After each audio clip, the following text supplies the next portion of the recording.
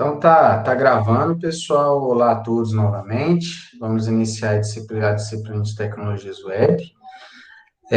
Então, conforme eu havia falando, essa parte é uma parte que eu gosto bastante, né? E espero aí que eu possa contribuir com a formação de vocês, né? E agregar aí aos conhecimentos, especialmente nessa parte web, tá? Que é um mundo aí, dentro da área de desenvolvimento de sistemas, de software, é uma área assim que já é uma realidade, né? A gente nem vê mais como, na minha época, quando eu estudei, a web é algo de futuro, é algo de futuro. Não, a web já é uma realidade, né? As aplicações web hoje já são uma realidade.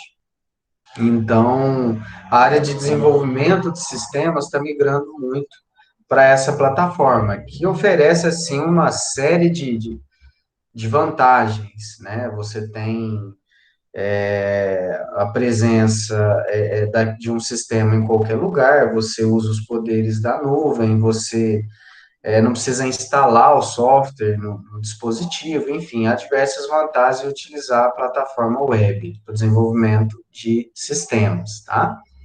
Então, vou compartilhar minha tela aqui com vocês, pessoal, para a gente iniciar a aula, tá?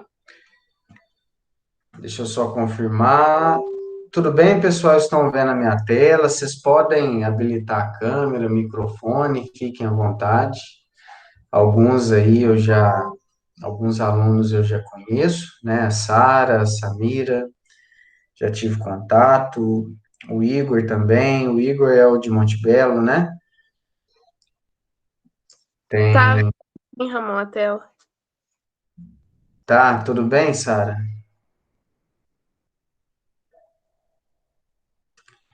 Tudo Certo. ok. Mas, assim, fiquem à vontade, tá, pessoal?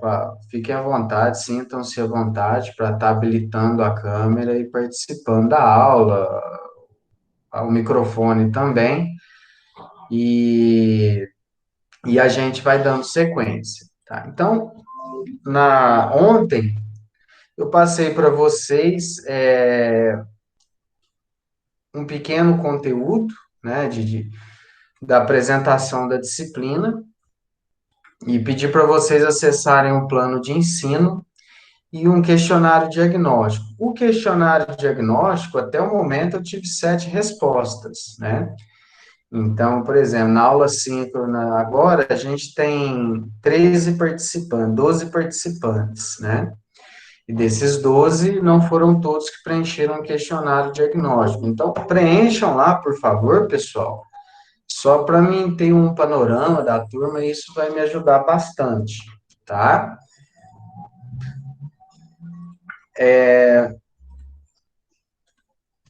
Fazendo uma apresentação rápida, pessoal, eu trabalho desde os 15 anos, né? Fiz a faculdade de computação, terminei lá em 2005, iniciei em 2001, terminei em 2005. Fiz uma especialização também em design instrucional para trabalhar com planejamento e organização de curso à distância.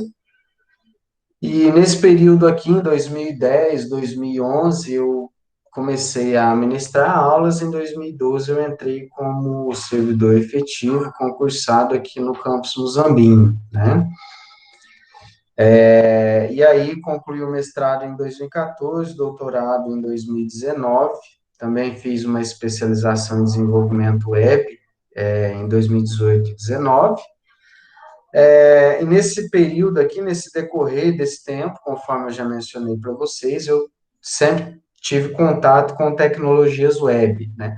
Nesse período do doutorado, eu fiquei afastado de tecnologias web. Então, a última vez que eu havia tido contato mais enfática com tecnologias web foi em 2017. Aí eu afastei, 2016, eu afastei no início de 2017 para o doutorado, e aí eu comecei a focar muito nos estudos relacionados ao doutorado, que envolvia linguagem R, a parte de machine learning, ciência de dados, extração de conhecimento, mineração de dados, e eu acabei ficando um tempo sem trabalhar com tecnologias web, né? Aí, ano passado, voltei em 2019, voltei para o campus, né? E aí, logicamente, voltei a trabalhar com as disciplinas de tecnologia web e voltei a dar uma estudada porque muda. Incrivelmente, 2016 para 2019, a gente tem, assim, além de novas tecnologias, né? O próprio HTML muda, pessoal. A gente acha que sabe HTML muito, né? Mas a hora que você para ver alguns detalhes, algumas especificidades da linguagem, você fala, nossa, eu não sabia que tinha isso em HTML, né? Então, novos recursos surgem, né, novas características, novas tecnologias, é uma área que exige muito estudo, né? Mas é lógico que aquela bagagem que a gente adquire de anos, né, ela não é perdida, né? Além de dar uma base, uma fundamentação para você ter sequência nos estudos, né, ela permite você fazer essa, digamos, esse mapeamento, de entender o como era antes e o que está se tornando, né, e observar essa evolução. Eu falo que eu sou um privilegiado, que eu vou poder contar daqui 20, 30 ou mais tempo, não sei quanto tempo a gente fica por aqui, né, mas enquanto a gente ficar, eu vou poder contar que eu observei, assim, o início da web, né? Eu sou da época, nesse emprego que eu trabalhava em 1998, por exemplo, a gente tinha um computador numa fazenda de café, e era um computador 386, com poder de processamento, se eu não me engano, de 133 megahertz, memória, assim, alguns kbytes. E a gente pedia e só tela de prompt de comando, né? Não existia interface gráfica, não existia nenhum, a gente não usava nenhum Windows 3.1 ainda, né? Era o DOS. Então a gente pedia um relatório antes do almoço. Quando o relatório era pequeno, voltava do almoço, depois de 1 hora e meia, o relatório tinha terminado de ser impresso, né? Dependendo do relatório, você tinha que pedir de manhã para ele ficar pronto à tarde, né? Então, assim, a evolução que houve foi, assim, é algo que é inimaginável, né? E o que virá de agora para frente também, né? Aí, pessoal, só dando uma sequência, tá? Tem um questionário diagnóstico, o que que a gente vai aprender na disciplina? De fato, o HTML, tá? CSS, parte front-end, e JavaScript. JavaScript a gente vai ter uma atenção grande, porque hoje eu vejo JavaScript como a principal linguagem dentro do contexto do desenvolvimento web. Porque além dela ser uma linguagem importante no front-end, ela também está ganhando espaço no back-end, né? E sem contar que ela é utilizada, né, o TypeScript, né, é utilizado como base de outros frameworks para desenvolvimento de páginas com tecnologias como React, Angular, Vue, né? Então, JavaScript hoje eu vejo como uma linguagem muito importante, uma linguagem que vem ganhando aí muito espaço, e nós vamos ter uma atenção especial com ela, tá? Vamos também ver o PHP, vamos ver frameworks, front-end e back-end, tá?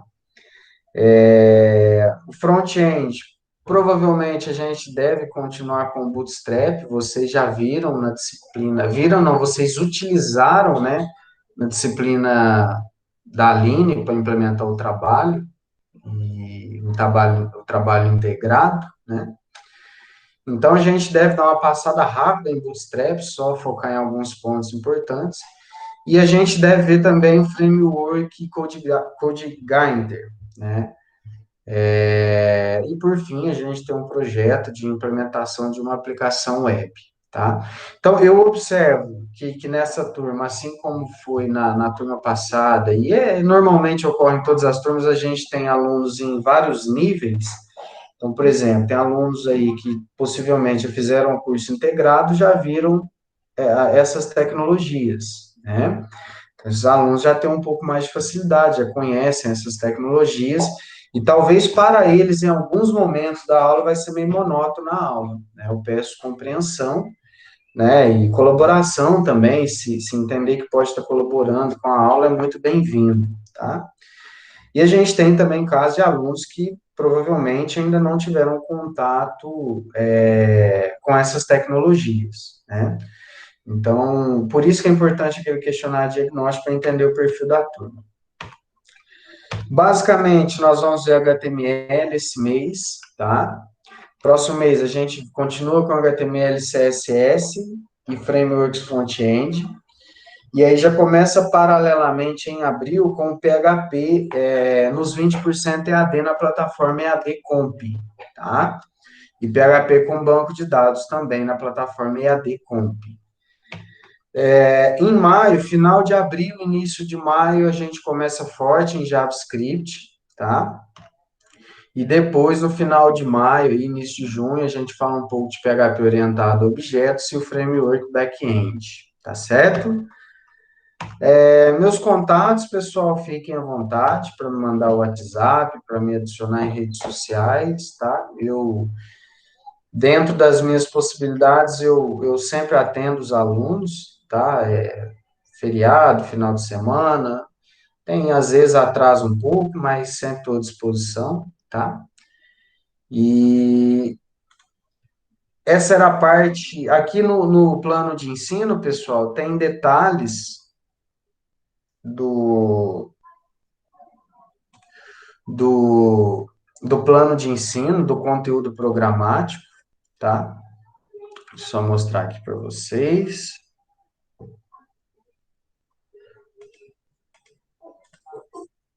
Plano de ensino.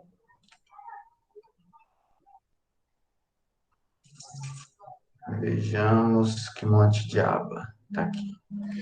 Plano de ensino, pessoal, tá? Então, basicamente, aqui tá o conteúdo de HTML que a gente vai ver, o conteúdo de CSS, conteúdo de frameworks front-end, de JavaScript, a parte back-end com PHP, e um pouquinho alguns conceitos também. Eu gosto muito de falar de alguns conceitos de UX, User Experience, de arquitetura, de interface também, de usabilidade, que são características assim implícitas no processo de desenvolvimento de uma aplicação web.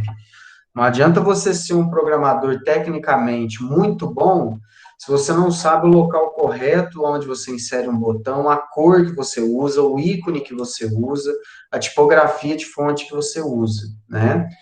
Então, tudo isso é importante ser compreendido. A gente vai dar algumas pinceladas desse assunto, porque o foco principal desse conteúdo é mais na disciplina de interação humano-computador, né?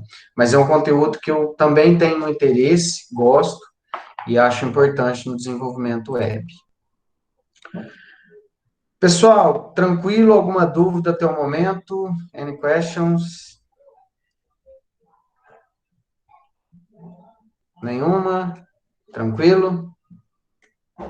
Pode falar, viu, gente? Fica à vontade. Essa rua minha aqui é a rua mais barulhenta do Monte Belo. Tá. Normal, certo. Vamos dar sequência. Beleza, pessoal. Então, já vamos aqui falar um pouquinho do conteúdo da disciplina, tá? Tem aqui a aba de HTML, aonde eu tenho esses slides da, da parte onde a gente vai falar da estrutura da web e do protocolo HTTP. Tirando a Samira, alguém participou de uma palestra, mini curso que eu fiz semana passada na Semana da Informática? Poderiam me responder? Eu lembro da Samira participando, né? Ela estava na organização, a Camila também participou.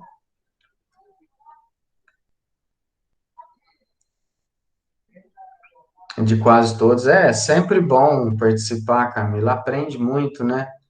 Ouvir pessoas diferentes, né? Que é uma das coisas do curso, com o decorrer do curso, você vai acostumando, né? Ouvir sempre os mesmos professores e é bom ouvir novas visões, novas formas de pensar e novos conhecimentos, né? O Gabriel também participou. Perfeito. Tá, algumas coisas vão coincidir com o que eu falei lá, tá? Mas só por isso que eu estou perguntando.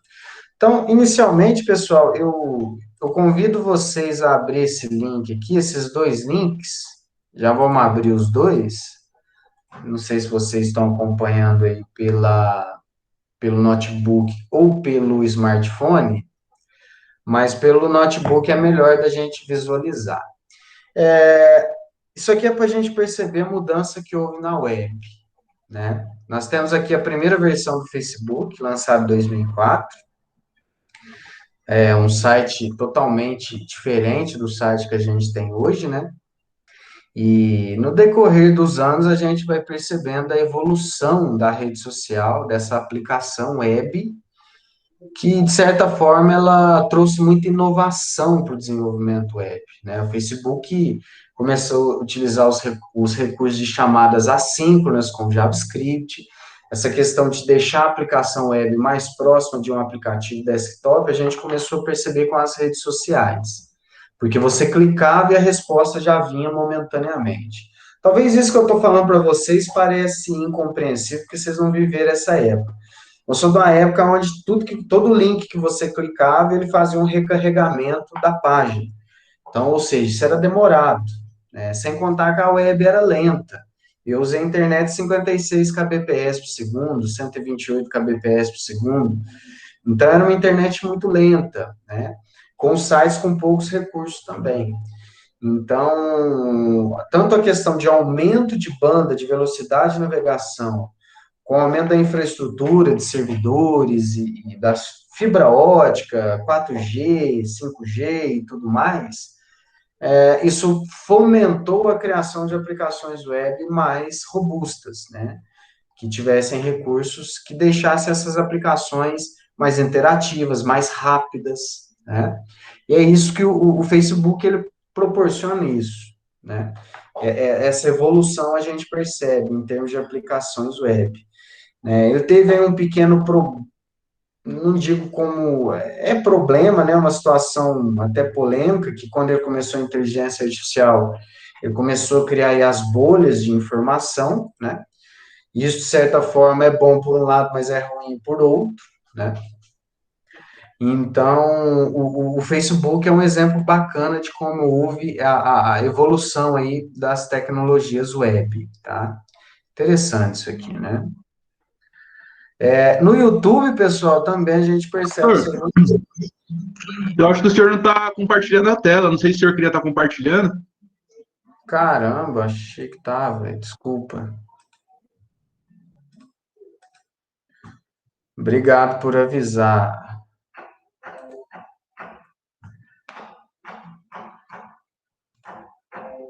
Pessoal, estava mostrando esse link aqui, ó, aonde que está na minha apresentação aqui dessa aula, aonde eu mostro a evolução do Facebook, né? Tem uns prints aqui das interfaces ano a ano, né? E as principais mudanças, alterações.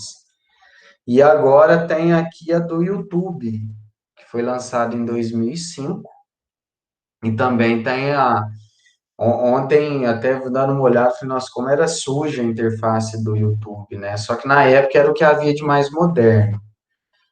Hoje a interface é mais clean, né? Ela é mais limpa, mais objetiva. Isso é fundamental numa aplicação web, né? Então, aqui a gente vê evolução também, depois vocês podem ver com mais calma, tá? E aí, pessoal, a gente começa a falar de um assunto de Web 1, Web 2, Web 3 e Web 4. Eu acredito que muitos de vocês já tenham ouvido falar da temática, mas por que é importante falar disso, Ramon, no desenvolvimento de tecnologia, em tecnologias web? Porque hoje, o patamar que nós estamos hoje, ele foi alcançado mediante algumas evoluções, alguns avanços que ocorreram nos últimos anos, que foram avanços que não foi só da forma de desenvolver aplicações web, mas da forma também de usar as aplicações web, a forma como o usuário usa a aplicação, e a forma como o desenvolvedor desenvolve a aplicação. E tudo isso fomentado por evoluções tecnológicas, tanto de infraestrutura, quanto de poder de compra das pessoas e acessibilidade, né, a produtos tecnológicos que possibilitam acesso a rede, né? Então, na Web 1, pessoal, a gente pode falar que a Web 1 mais ou menos até o ano de 99, 2000, 2001, no máximo, a web que é aquela que eu falei para vocês. Você clicava, o site era recarregado, e basicamente o site era páginas interligadas. Eu clicava no link, ia para outra página, clicava na outra página, voltava para uma outra página, e assim, eu não tinha uma interação, uma participação ativa do usuário. O usuário era muito passivo, consumidor de conteúdo. Ele entrava no site para ler o conteúdo que tinha naquele site, mas ele não gerava conteúdo, entendeu? Então, isso era a Web 1. A Web 2, a gente percebe aqui já que o homem de branco é a pessoa que recebe conteúdo. Tá? Então, na Web 1, você percebe que tem poucas pessoas gerando conteúdo e muitas pessoas visualizando conteúdo, usuário mais passivo. Na Web 2, o usuário passa a ser um pouco mais ativo. O Web 2 começou em 2002, 2003, mais ou menos, foi até 2008, 2009.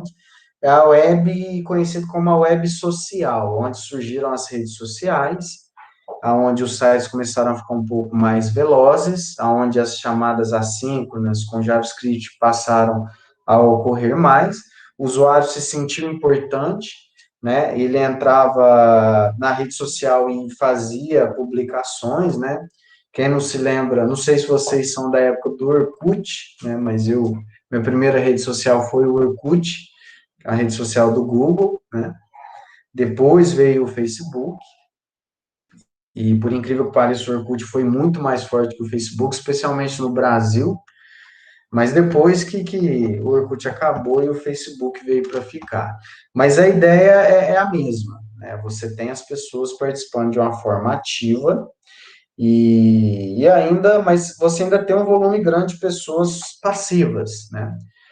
Na Web3, pessoal, que começa mais ou menos em 2009, 2010, a gente já tem a era do smartphone, né?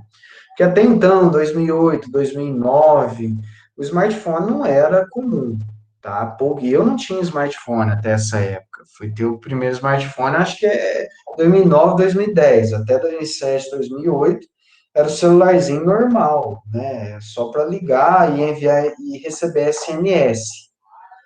Você não tinha um celular com um sistema operacional como Android, né? Só quem tinha um poder econômico melhor conseguia já ter acesso ao iPhone, né? E aí já tinha um sistema operacional, o iOS lá, e conseguia ter esse acesso. Mas a coisa se popularizou aí em 2009, 2010, 2011, 12, que veio aí celulares Samsung, Motorola, LG, com sistema operacional Android, que isso teve uma explosão. E aí, logicamente, você tem aí uma participação muito mais ativa de pessoas, gerando conteúdo de usuários que participam ativamente da rede social, postam fotos, postam comentários, fazem lives, né? E você tem aqui também na Web3 o início da web inteligente, que é o uso da inteligência artificial, que até... Vocês já assistiram o Dilema das Redes, pessoal? É um documentário da Netflix muito interessante. E tem uma privacidade hackeada também na Netflix muito interessante. Vale a pena assistir. Tem relação com web e tem relação com essa questão de inteligência artificial, como as bolhas de informação hoje são perigosas, né? E como elas podem ser interessantes. Vou dar um exemplo. Eu gosto de andar de bicicleta. Então, se eu entrar numa bolha de informação relacionada a pessoas que gostam de andar de bicicleta, isso é legal, porque, né, eu vou ter várias pessoas postando dicas, ideias, e pessoas com o mesmo objetivo, com o mesmo pensamento, ou pensamentos similares, né? Agora, quando você leva isso para outros contextos, né, você pode direcionar a pessoa por uma linha de raciocínio onde ela acha que só aquilo é certo e o outro é totalmente errado, né? E aí são situações que tendem a trazer algum nível de manipulação que não é muito interessante e não é saudável também. E aí, pessoal, essa característica de bolha de informação, de web semântica, também começou bem forte aqui na Web3, né?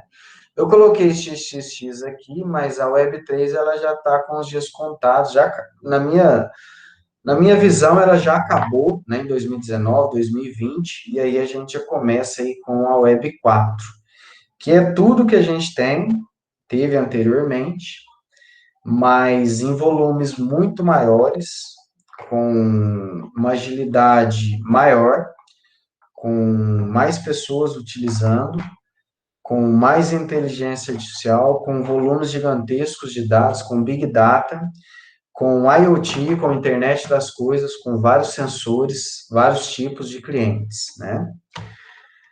E aí a gente chega num ponto agora onde a gente vai entender como que funciona uma requisição web, como que funciona a plataforma web de forma geral. Então, quando eu faço uma requisição, pessoal, basicamente eu tenho um protocolo, tá, que eu tenho que especificar para comunicação na rede. E esse protocolo é o HTTP, é o Hypertext Transfer Protocol, protocolo de transferência de hipertextos. E ele nada mais faz do que estabelecer as regras de comunicação, tá? O meu host, tá? O meu server, o meu domínio, tá? É essa parte, né, do meu link, do meu endereço, e normalmente é traduzido para um endereço IP que contém os arquivos, que é o servidor que contém os arquivos do meu site. E eu tenho um recurso que eu estou acessando dentro daquele host, daquele domínio, que no caso é a página, tá? Então, a arquitetura web, ela tem esse formato de requisição-resposta. Toda vez que eu dou um enter no link, que eu clico no link, que eu entro no navegador de internet para acessar uma determinada página, eu estou fazendo uma requisição, tá? E essa requisição, ela segue o protocolo do HTTP. E ela tem algumas características que eu vou explicar com vocês com mais detalhes posteriormente. E uma vez que essa requisição é processada, uma resposta é devolvida ao cliente pelo servidor, tá? E essa resposta, ela também tem algumas características, tem um padrão, tá bem? Então, o que que acontece, pessoal? Quando eu entro em um site, basicamente, eu faço a requisição pela página principal, e nesse momento, todos os arquivos necessários para a abertura daquela página vão sendo baixados, eu vou fazendo o download dele para o meu navegador web, tá? Então, eu entro, chamo a página principal, só que essa página principal, ela precisa de um arquivo CSS para funcionar, então eles chamam o arquivo CSS também. Ah, eu preciso de um arquivo JavaScript para funcionar, então chama o arquivo JavaScript. Ah, eu preciso de uma imagem do logotipo da página, então ele chama a imagem. Ah, eu preciso de um arquivo PDF que eu preciso exibir aqui na página. Então, ele vai, não é só a requisição inicial. A hora que eu dou Enter, ele chama a página principal, mas essa ação dispara uma série de outras ações, de outras requisições para baixar esses arquivos, e isso faz com que esses arquivos sejam visualizados aqui no navegador web. O navegador pega essa informação e renderiza isso e apresenta isso para o usuário na tela, tá? Então, eu quero até mostrar isso aqui para vocês. Pessoal, tranquilo até o momento? Alguma dúvida, algum questionamento? Tranquilo, tá? Então, se vocês quiserem testar depois, ou se quiserem testar agora, pessoal, eu vou mostrar aqui para vocês como que ocorre isso no navegador, tá? Então, eu vou dar Ctrl Shift Y, eu estou no Chrome, quando eu dou Ctrl Shift Y, ele abre essa barra aqui que a gente chama de ferramentas do desenvolvedor. Eu posso abrir ela aqui também, mais ferramentas do desenvolvedor, tá? No Firefox tem também, nos outros navegadores tem, mas é um pouquinho diferente. Eu gosto dessa aqui do Chrome. Mas o que acontece, pessoal? Eu estou aqui na barra de endereço, vou dar um Enter. Percebam o que acontece aqui nessa minha guia Network, tá? Eu vou dar um Enter. Percebam o que acontece. Certo. Aconteceu o que eu acabei de explicar para vocês. Ele demorou 7,35 segundos para fazer o download de todos os arquivos dessa página. Foram baixados 3 megas, né, desculpa, foram transferidos 48 KB de informações e foram realizadas 77 requisições, 77 requests. Então, veja que eu entrar em uma página do IF, ele fez 77 requests, entendeu? E quais são esses requests? Eu tenho aqui detalhes, tá, do tempo que foi gasto. E aí, a hora que eu levo aqui um pouquinho mais para cima, essa aba, que fica melhor para a gente visualizar, eu tenho aqui também a barra de rolagem vertical, eu levo aqui para cima e eu observo que esse é o meu primeiro request, né? É a página. Vocês podem perceber que aqui é o recurso que eu acessei, que é esse link aqui, ó. É o link da página, tá? Eu tenho o tamanho, né, do arquivo, o tempo que eu gastei para baixar ele, tá certo? E aí, em seguida, eu tenho os outros arquivos que foram baixados. Tá lá, eu tenho aqui a página inicial, e aí ele foi baixando aqui outros arquivos necessários ao funcionamento, à montagem dessa página, tá? Deixa eu só clicar com o botão direito, deixa eu abrir aqui o código-fonte dessa página para vocês verem, exibir o código-fonte. Aqui a gente tem um código-fonte, né? Então, esse código aqui, esse arquivo foi o primeiro a ser buscado, na hora que eu entro na página. Só que a hora que eu vou entrando aqui nesse arquivo, ele já vê aqui na linha 10 que ele precisa do quê? Ele precisa de um CSS, que é um arquivo de formatação. Então, ele já vai e busca esse arquivo também, tá? Então, você pode perceber que ele já vai buscando esses arquivos na sequência, tá certo? E depois ele busca esse arquivo, depois ele busca esse e assim por diante. Ele vai buscando todos os arquivos aqui, tá certo? Se eu tiver uma imagem, ele busca também, tá? Tudo que é arquivo, ele vai buscar, tá certo? Porque o que ele busca, o que ele traz na primeira vez é só o código HTML e CSS e JavaScript que eu tenho aqui na página, mas isso aqui é uma chamada para um código, para um arquivo externo. Externo não, externo a essa página, mas no mesmo servidor, entendeu? Então, por isso que ele tem que fazer uma requisição para buscar esses códigos aqui. E quando vocês clicam, pessoal, também aqui no arquivo, né, no recurso que foi requisitado, você tem os dados aqui da request, tá? A request URL, o método de acesso, tá? Vocês vão perceber que existem diversos métodos. Eu tenho um método get, eu tenho um post, eu tenho um put, eu tenho um delete.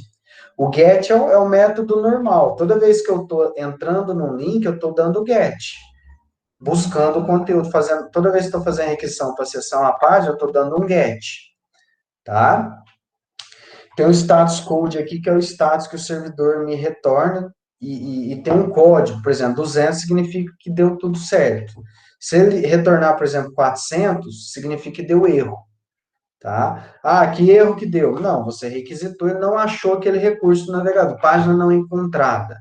Por exemplo, ele gera um código específico para isso, tá? Aqui tem o Remote Address, que é o IP, né, que acessou. Aqui a política de referência, então foi uma origem aqui externa, né? Mas a hora que eu clico no próximo recurso, ele já não coloca, ele coloca como, quer ver? Deixa eu mostrar aqui para vocês. Semi-orange. Deixa eu entrar de novo aqui, pessoal, só para fazer um teste aqui, só um minuto.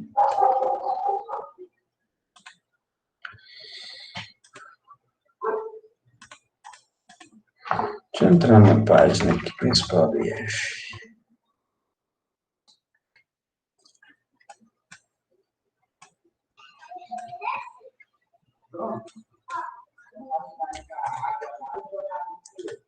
Aqui, pessoal, aqui a gente consegue ver bem, na página inicial. A página inicial, né, o HTML principal, aonde que partiu a origem do acesso dele? Foi o Site Origin, né? Agora, o acesso para baixar o arquivo bootstrap.min, que é esse CSS aqui, ó, que é esse CSS que ele baixa, ele já é o same origin, ou seja, a mesma origem. Eu estou acessando esse arquivo CSS a partir da página HTML que está dentro do próprio servidor. Então, todas essas requisições aqui, vocês podem perceber que o refer policy aqui é same-origin. Tá? Vocês vão entender isso aqui que no desenvolvimento, por exemplo, de aplicações React, aplicações que usam JavaScript, que usam SPA, Single Page Application, a gente tem um problema do CORS, que é o Cross Origin, que você não pode, você tem que travar esse tipo de requisição em algumas aplicações por questão de segurança, tá? Mas nós vamos ver isso com mais detalhes na hora que a gente estiver trabalhando em JavaScript. Mas, enfim, pessoal, vocês vão ver aqui que eu tenho headers, são os cabeçalhos de requisição e resposta. Então, aqui eu tenho um response header e tenho um request header.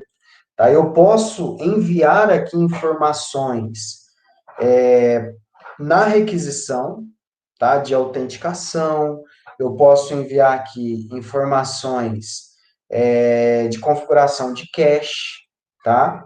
Porque o que acontece, pessoal? Quando eu vou acessar esse site do musaqui.if Sul de Minas, a primeira vez, ele busca o meu arquivo do bootstrap.min, ele busca no servidor. Mas a segunda vez que eu for acessar, ele já não busca de novo. Ele armazena no cache do navegador, ou pode ainda armazenar no cache do backbone de rede de internet. Vou dar um exemplo. Meu servidor está lá no Japão, mas eu tenho um backbone aqui em Poços de Caldas, né, que é um cache, e tem um cache nesse backbone da rede de internet. A hora que eu acessar o site que está lá no servidor do Japão, ele vai buscar a página principal lá e me retorna. Mas a hora que ele vai buscar o arquivo de Bootstrap, que já está no cache no backbone em Poços de Caldas, e a minha navegação, a minha rede de conexão vai passar por esse backbone, ele não precisa ir lá no servidor de Japão, ele busca já no cache do backbone aqui, entendeu? Então, tem esses detalhes também que influenciam na velocidade da aplicação web que estão relacionados a essa estrutura, essa questão de protocolo HTTP, na qual nós não vamos aprofundar na disciplina, mas é importante ter conhecimento sobre, tá? E para você ser um profissional completo de desenvolvimento web hoje, tem que ter esses conhecimentos, porque é importante. Eles impactam na performance da página, tá? Pessoal, tranquilo? Dúvidas? Tá. Dando continuidade. Muito do que eu falei está especificado aqui agora, nesses próximos slides. Aqui eu tenho os elementos do request. Então, eu tenho um método que é o verbo de requisição. Eu falei para vocês, quando eu estou entrando numa página, é o get. Normalmente é o get. Mas tem esses outros métodos aqui que o protocolo HTTP aceita, tá? Os mais utilizados, get e post. Post quando eu vou fazer submissão de dados, né? Quando eu tenho um formulário, quero cadastrar os dados daquele formulário numa tabela do banco de dados, eu utilizo o método post normalmente, tá? Pode usar o get? Pode, mas o post é mais indicado, que é mais seguro e possibilita também o envio de uma quantidade maior de dados, tá? Eu tenho um path, né, o URL, que é o recurso, é o caminho do link que eu estou acessando, a versão do HTTP. Eu não vou falar muito disso, que eu até tenho uma atividade que eu vou passar para vocês relacionada à questão do protocolo HTTP 1 e 2, e aí quem participou da minha palestra semana passada vai entender melhor o que eu estou falando aqui.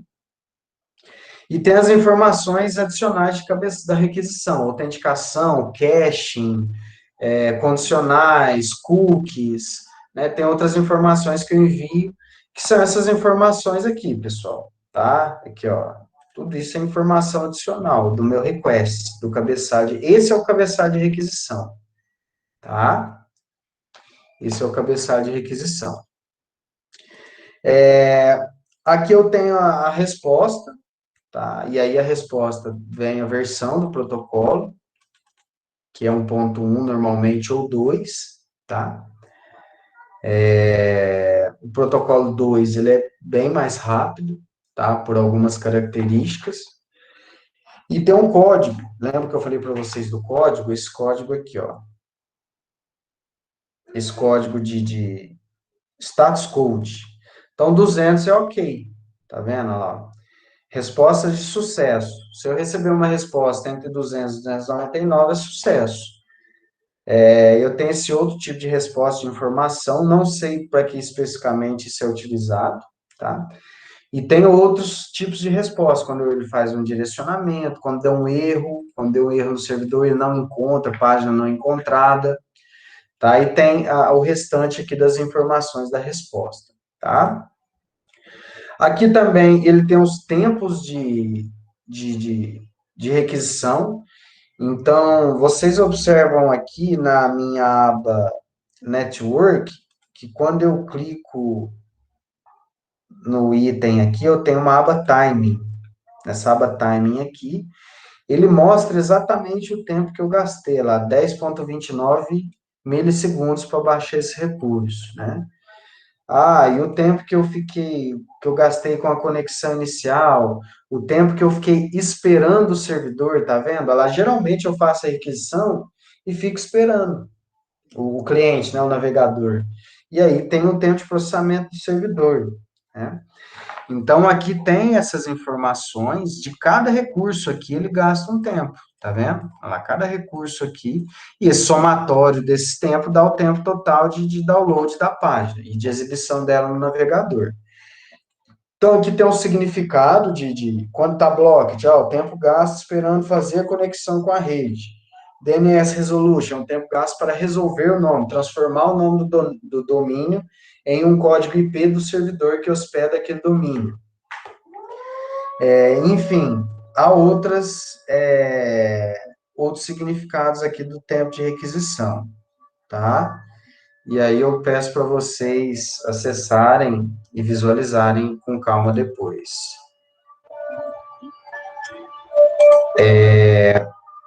Ainda outras informações aqui do modelo. Só um minutinho, pessoal, por favor.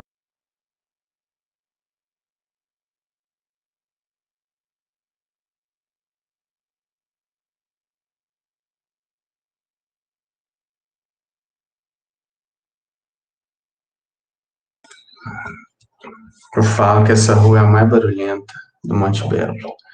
Mas vamos lá. Terminando já, tá, pessoal? Aqui tem outras informações também, pessoal, dos componentes de uma requisição. O user agente é o cliente, tá? Lembrando que o cliente é um smartphone, é um navegador, tá? Navegador é o smartphone, é de um tablet, é de um smart TV, de um smartwatch, né? Qualquer dispositivo que solicite uma requisição ao servidor usando HTTP é o user agent. Tem um server, que é o host, né? Tem um proxies, que são os backbones que ficam no meio do caminho da rede aí, né? Os caches. E tem essas características aqui que eu estou mencionando para vocês. Então, esses dados, essas informações são recebidas no navegador, o navegador web monta essa página bonitinha que os usuários aí costumam ver, mas há uma complexidade grande, né? Tanto em termos de tecnologias web, que a gente vai ver na disciplina, mas tem também esses detalhes de protocolo HTTP que envolve um pouco de conhecimento na área de redes também, tá? É importante entender que esse conteúdo, quando ele é renderizado no navegador, ele assume o formato de uma árvore, que a gente chama de DOM, Document Object Model. Tá? Então, vocês percebem, pessoal, aqui no Elements, tá? Que à medida que eu vou passando o mouse aqui sobre os elementos, ele vai até mostrando para mim, no próprio navegador, o que é cada elemento, né, que eu estou selecionando aqui. Mas isso é para vocês observarem que há uma estrutura hierárquica. Então, por exemplo, eu tenho o header que está dentro da div, né? E a div está dentro do header, então logo a div é filha desse header. Tá? Então há essa estrutura organizada, hierárquica, e eu consigo, utilizando JavaScript, manipular essa estrutura de forma prática, tá? Uma coisa importante também, um conhecimento que vale a pena ser mencionado é o conceito do above the fold. O que é above the fold, pessoal? É isso aqui, ó. Deixa eu fechar essa parte. A hora que o usuário entra no site do Instituto, muitos usuários não fazem isso aqui, ó, movimentar a barra de rolagem para baixo. Eles simplesmente procuram a informação que eles buscam a informação que eles estão procurando aqui nessa parte que a gente chama above the fold, acima da quebra. Então, o que é mais importante numa página web deve aparecer antes de eu iniciar a rolagem da página. Entendeu? Acima da quebra. Aqui, ó, aqui na parte de baixo, a chance do usuário achar ou buscar, procurar, já vai minimizando, tá? Então, é um conceito importante isso, e que tende, é isso que eu estou falando, pessoal, às vezes a pessoa é muito boa tecnicamente, mas ela esquece de detalhes simples. Uma simples inserção de um conteúdo numa parte errada dentro da sua página vai fazer com que o usuário não localize aquele recurso, logo você pode ter problemas, né? Então, é fundamental um conhecimento amplo para você ser um profissional bom no desenvolvimento web, tá certo? Pessoal, tranquilo? Alguma dúvida? Alguma colocação? De conteúdo da aula, era isso que eu ia passar para vocês, tá? Eu vou só habilitar aqui agora uma atividade de pesquisa que eu vou pedir para vocês realizarem ela e entregarem na próxima aula, tá? Vou até ela estava oculta na plataforma, eu habilitei ela lá para vocês agora. E nessa atividade tem um link aqui do Google Doc que está compartilhado, tá? Eu tenho 3 temáticas relacionadas ao assunto da aula de hoje, tá certo? Eu vou querer que vocês, enquanto sala, turma, se dividam em 3 grupos. Vocês vão entrar nesse documento aqui, vão inserir em cada célula, né, o nome dos integrantes de um grupo. Se a sala tiver 25 alunos, dividam em 3 grupos de 8, um de 9, por exemplo. E esse grupo vai ter que montar um mapa mental relacionado a esse tema, tá? Então, vou até compartilhar aqui para que vocês consigam alterar, tá? Porque, por enquanto, vocês não estão conseguindo alterar. Para vocês inserirem aqui as informações do grupo, tá? E aí, na próxima aula, vocês vão apresentar esse mapa mental relacionado a essa temática. Uma apresentação rápida, 5 minutos por grupo, tá?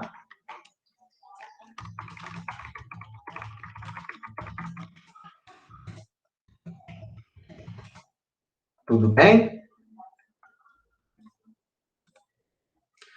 Pessoal, por hora é isso, tá? Vocês conseguiram acessar a atividade? Se tem alguma dúvida, gostariam de esclarecer algum ponto? Que a gente também já está prestes a finalizar, e aí na semana que vem a gente está de volta com a aula.